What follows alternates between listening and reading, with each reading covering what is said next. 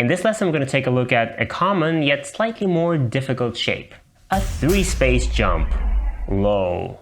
Here's what the shape looks like.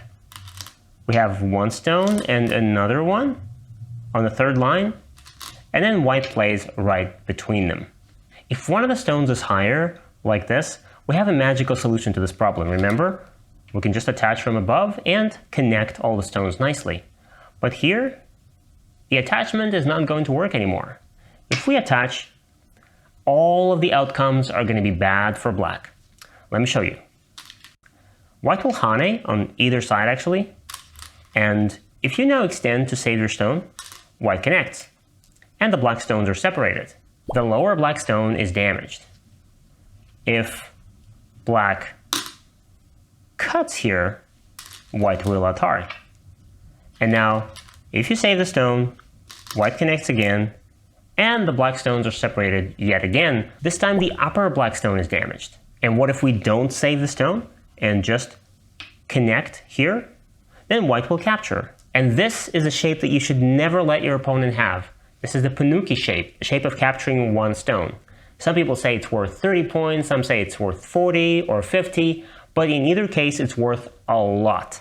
It might take a separate course on its own just to show you how beautifully this shape can be used in the future. But for now, you just have to trust me that this is a very good shape for white, and so this result is unacceptable for black. So how do we deal with this invasion then?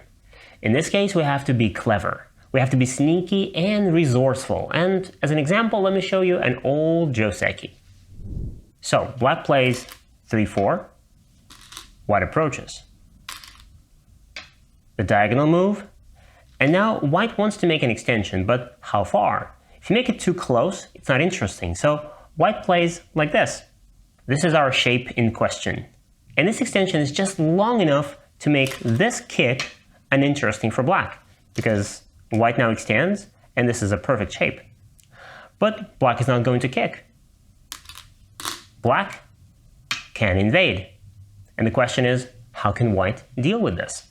If white simply starts running and plays something like this, then black will run too. White jumps out of here. Black will get out and hurt this stone. All the white stones are separated. This stone is hurt, and these stones can still get under attack later. We have to do better than that, so let's go back. Okay. Flicking my fingers is a very simple kind of magic. I bet Mike is slacking off there. So I need something more magical, something more advanced, something like this, actually. A slider. Okay, let's try. Oh, that's cool. So after black invades, we can look around this position and try to create some weaknesses for black. White can attach here. Now, black responds, white extends. And there's a cut. If black now escapes with the stone, white is going to cut here. And if black wants to keep these points, black will respond. Now this is a good shape. This is a tiger's mouth, a great shape. But now white can add an extra stone there and keep the black stone inside. By the way, what's the right move to do it? It feels like white can play almost anything here. For example, like this, to keep the stone inside, or maybe this. But all of these moves are a little loose. White wants to play a little more solidly, just to make sure that this stone never has a chance to escape. Usually white plays like this.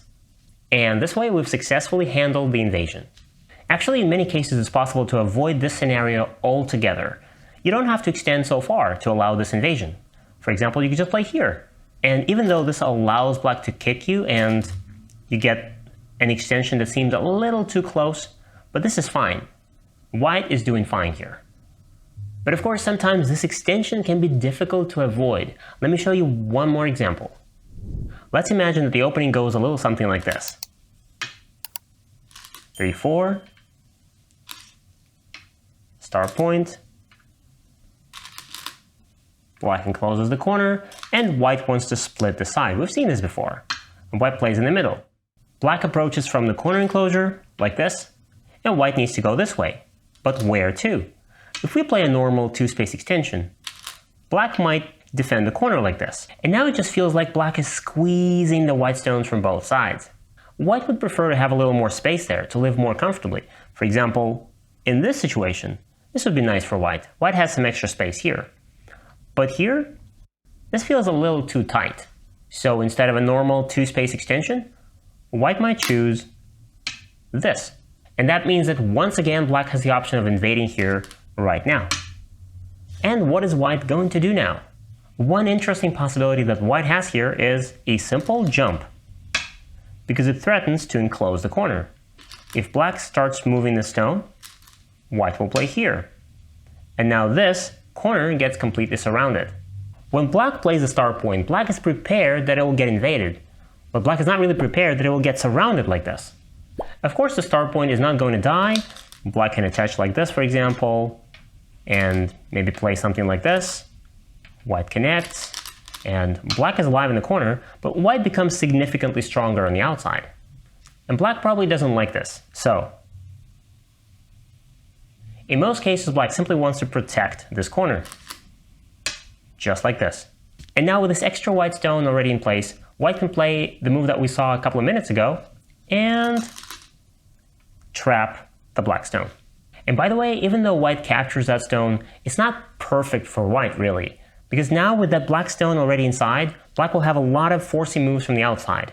For example, black can play here to keep the corner, and this is a sente threatening to connect. Maybe white will respond. And then in the future, something like this will also be sente. Something like this will also threaten to connect. So black will reduce this white territory from every direction, and it will become very small. That's why in the past, professionals who felt a little unhappy about this result as white tried something else. So instead of simply keeping this black stone inside, before playing this, they tried playing like this to threaten the corner. And if black responds to this, there's no more kick. Now white can go back and the territory is larger. But of course, as you might have guessed, this is more dangerous because black doesn't really have to protect the corner. And black can ignore this and escape with this stone. And even though you take the corner, this stone gets isolated or captured. So if you want to keep it simple, you can simply jump, and after black responds, take the stone. The AI today thinks that this result is good enough for white. But what if you find yourself in a situation after this invasion and you don't know what sneaky moves you can play? What do you do then? Well, in this case, I'm going to suggest an old way of solving this. It's not really recommended today by the AI, but this is a way of avoiding all the complications with a tiny insignificant loss of win rate. For argument's sake, let's just take the same exact position. Black invades here, and white wants to settle the shape, but without using the weakness of the star point.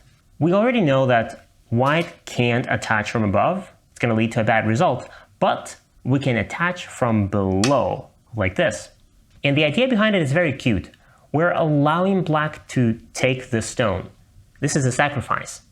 Black will take it, black will get a panuki shape, but this panuki is going to be on the second line, so we don't care about that too much. And white is going to get the outside wall. So for example, black is from here. We don't want to save the stone. We cut, and we give it up. Atari. This stone is captured, but we don't care about it. Atari from the outside and connect the white stones. Actually, if black captures the stone right now, and after this Atari, there's too much pressure on the black stones. So black shouldn't just take it. Black should connect like this to create some weaknesses in white's shape. We have to connect. By the way, you can also watch these lessons on our platform, gomagic.org. Except there, you'll watch them with interactive quizzes right within the lessons and practical exercises right after them. And if you enjoy watching these Go videos and you don't want to miss others like this one, go smash that like button, subscribe to our YouTube channel, and this is Go Magic.